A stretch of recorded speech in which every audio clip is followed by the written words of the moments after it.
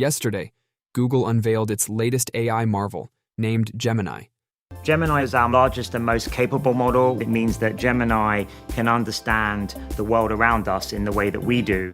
This cutting-edge tool is a multimodal wonder, transcending the limitations of information processing by seamlessly navigating text, code, audio, images, and video.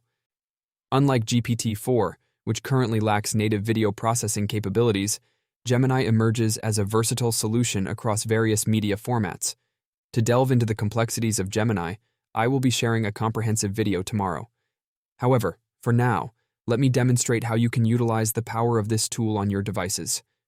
So, let's dive in. As many of you are aware, Bard AI, another impressive creation by Google, functions as a chatbot similar to ChatGPT. In an exciting development, Google has integrated Gemini AI with Bard. Yes, you heard it right. To access this tool, simply navigate to Bard. Now, let me guide you through the process. Open any browser, type in Bard, click on the link, and if you haven't signed up or logged in yet, take a moment to do so. After that, we can explore the capabilities of Gemini within the Bard platform. Let's get started. To use it, simply click on the picture icon here and select any image you want. Then ask, "Tell me about this image," and after processing, it will provide you with information about the selected image. It generates 3 results for a single query. You can also listen to its results by clicking on the sound icon here. The image you sent me is a digital painting of a futuristic city with a rocket exploding in the sky.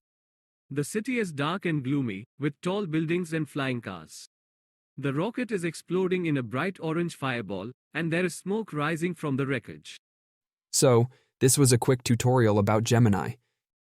Actually, Gemini AI has 3 models named Gemini Nano, Gemini Pro, and Gemini Ultra. The version I am currently using is Gemini Pro, and it does not have the video processing feature. That will be in the Gemini Ultra version.